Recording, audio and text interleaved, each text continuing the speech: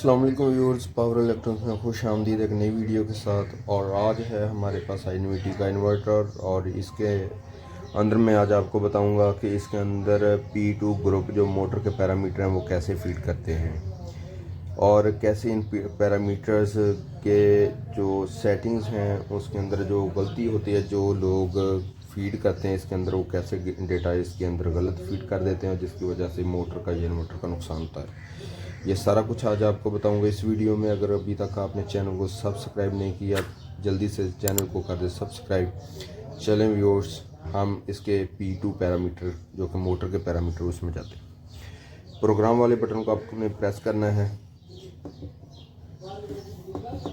P2 में आपने जाना है, P2 में जाके आपने इंटर प्रेस करना है। यहाँ है P2.00। P2.00 वो है इन्वर्टर मॉडल के हमारा जो इन्वर्टर है ये किस मॉडल का है और इसके साथ जो हम मोटर ऑपरेट करवा रहे हैं वो हम किस मॉडल में हम इसकी सेटिंग कर रहे हैं। यहाँ जो होता है ज़्यादातर वो ज़ीरो है और ज़ीरो जो पैरामीटर जो इसकी सेटिंग है वो होती है G मॉडल के लिए, और वन जो सेटिंग है वो होती है इसके P मॉडल के लिए। G मॉडल जो है इसका वो होता है लो पावर के लिए, और जो P मॉडल होता है वो होता है हाई पावर हाई लोड के लिए। अगर मोटर हमारी 22 किलोवाट की, हम उसकी सेटिंग करेंगे ज़ीरो G मॉडल में। अगर हमारी मोटर 30 किलोवाट की तो वो हम सेटिंग करेंगे इसकी 1 मतलब P मॉडल के लिए। ये थे इसके P20 के G और P। हम यहाँ से जाएंगे वापस, नेक्स्ट पैरामीटर है P21। यहाँ आ जाएगी मोटर की पावर। मोटर हमारी कितने किलो वाट की है, यहाँ है 15। हमारी जो सेटिंग है वो 15 किलोवाट मोटर के हिसाब से की हुई है। इंटर प्रेस करेंगे।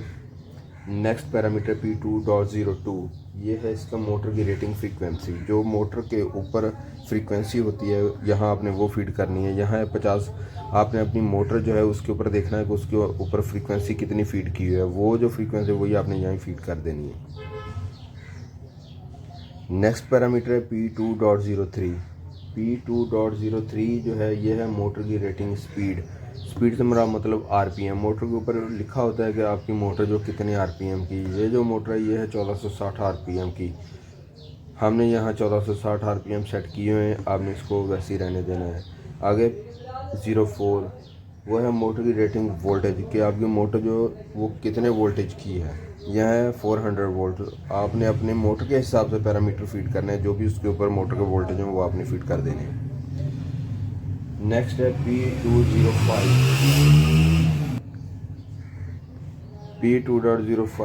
P2.05 पैरामीटर जो है वो है मोटर की करंट। यहाँ है 2.5 एम्पेयर।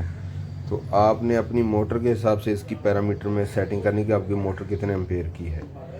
P2.06 पैरामीटर जो है वो मोटर के स्टेटर की रेजिस्टेंस है, इसको आपने चेंज नहीं करना, ये ऑटो फीड होती है।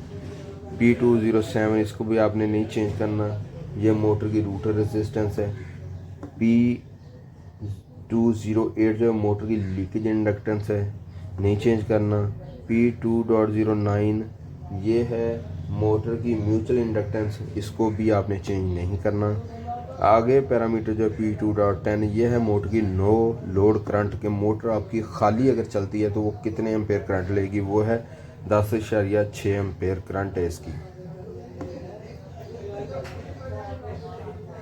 जी व्यूअर, ये थे इसके मोटर के बुनियादी पैरामीटर, और इन पैरामीटर के लिहाज से आपने अपनी मोटर के पैरामीटर इन्वर्टर में फीड करने हैं। मोटर को ऑपरेट करने से पहले अगर आप इसके अंदर गलत मोटर के पैरामीटर फीड कर देंगे, मोटर आपकी ओवरहीट हो जाएगी, मोटर आपकी ख़राब हो सकती है।